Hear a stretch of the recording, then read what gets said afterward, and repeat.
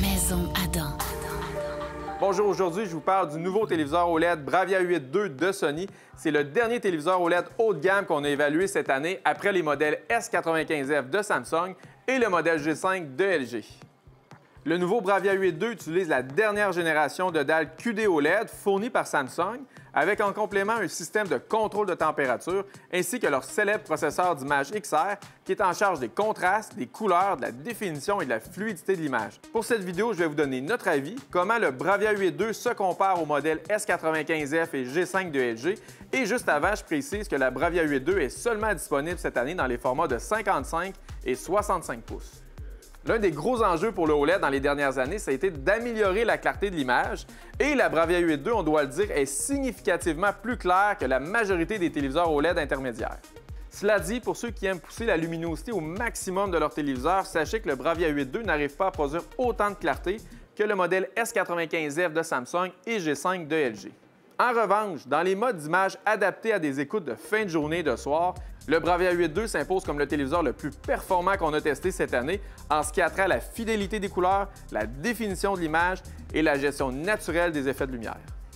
Pour ce qui est de la fidélité des couleurs et de la définition de l'image, on retrouve encore un aspect très cinématographique typique des téléviseurs haut de gamme de Sony, où le téléviseur parvient à afficher encore plus de nuances dans les couleurs et de détails qui donnent un aspect très texturé aux images, comme sur cette image qui laisse voir les ondulations dans la neige et les traces sur le téléviseur Bravia 8, alors que sur les autres téléviseurs haut de gamme OLED, on est sur quelque chose de beaucoup plus lisse. Ensuite, il y a la gestion très naturelle des effets de lumière et d'ombre. Par exemple, sur cette scène, on voit même les reflets de la lumière sur le métal des bretelles et on a davantage l'impression que les acteurs sont en contre-jour que sur les autres téléviseurs. Un élément où le Bravia 8 II nous a surpris, c'est vraiment sa qualité d'image en mode jeu.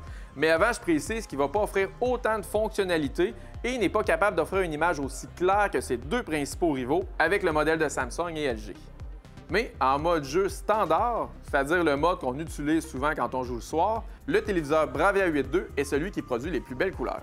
Cela étant dit, pour les amateurs de jeux qui veulent le maximum de performance, on recommande quand même davantage le modèle G5 et S95F. Juste avant de passer au dernier gros point fort, je fais un petit tour rapide sur les à-côté du téléviseur. D'abord, l'angle de visionnement, il est absolument parfait et je dirais même le meilleur de l'industrie cette année. Google TV, pour moi, c'est toujours la référence pour ce qui est des fonctionnalités intelligentes sur un téléviseur. Les pieds du téléviseur sont encore cette année, à mon avis, mal pensés parce qu'ils sont placés à chaque extrémité de l'écran, ce qui n'est pas pratique. On préférait vraiment un beau pied central comme on le retrouve chez les concurrents. Autre gros point fort pour le téléviseur, c'est la qualité sonore. La technologie audio-acoustique surface qui utilise la dalle du téléviseur comme un haut-parleur géant, ça fonctionne vraiment très bien et ça permet au téléviseur d'offrir une définition sonore qui est supérieure à tous les autres téléviseurs qu'on a testés cette année.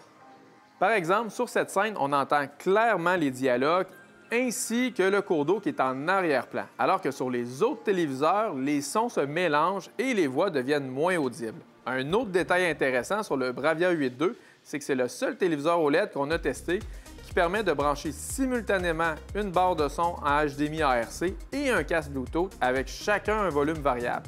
Ça, c'est une fonctionnalité très pratique pour les couples qui n'ont pas nécessairement la même sensibilité auditive.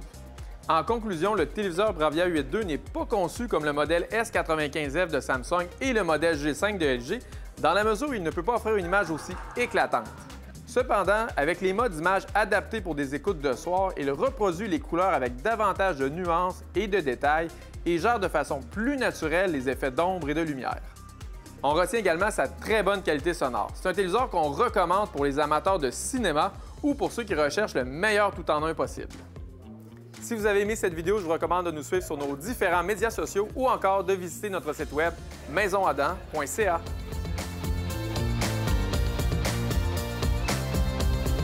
Maison Adam. Bienvenue dans la technologie.